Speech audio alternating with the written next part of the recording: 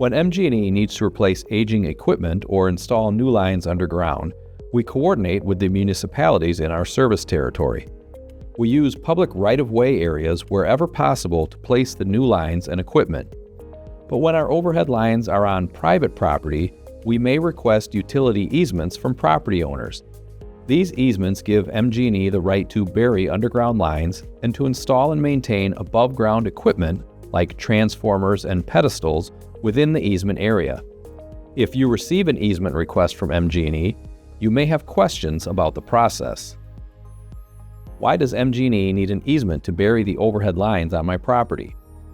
MG&E currently holds overhead easement rights but does not have rights to place facilities underground. Many older neighborhoods were developed before underground electric lines were widely available. Does an easement transfer any ownership of my property? No, ownership of the land remains unchanged. The easement does not grant MG&E any ownership of the land. Does an easement change the value of my property? Not directly. However, reliability, safety, and aesthetics are all increased with buried power lines, and routine tree trimming is eliminated. For these reasons and others, the property may be more attractive or perceived as more valuable. The easement does not impact assessments, taxation, or taxable value in any way. Are existing or future structures allowed in the easement, such as sheds or fences? Existing structures, such as fences, sheds, and rock walls, will not be affected by the requested easement. Future non-permanent and mobile structures are permitted in the easement area. Due to zoning ordinances, the easement area MG&E seeks is generally outside of a lot's buildable area. Will the utility work damage my yard?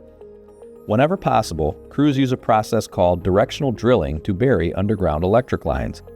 This method limits the amount of surface disturbance to your yard. A borehole is made where the drill enters the ground, and another hole is made where the drill exits.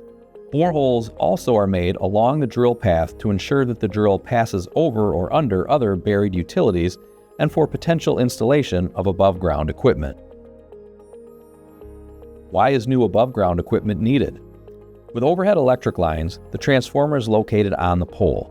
When lines are buried underground, new ground-mounted transformers and pedestals replace the pole-mounted equipment. Not all properties where an easement is requested will have above-ground equipment. The placement of equipment is determined on a case-by-case basis. How do I sign the easement from MG&E?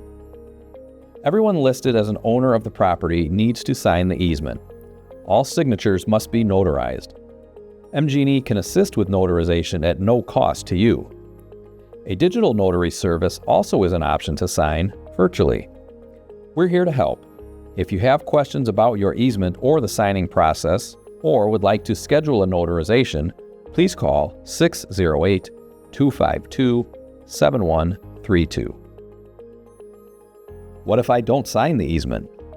If you choose to decline an easement request, MG&E will rebuild the system as it exists today. New poles and overhead lines will replace the existing poles and lines.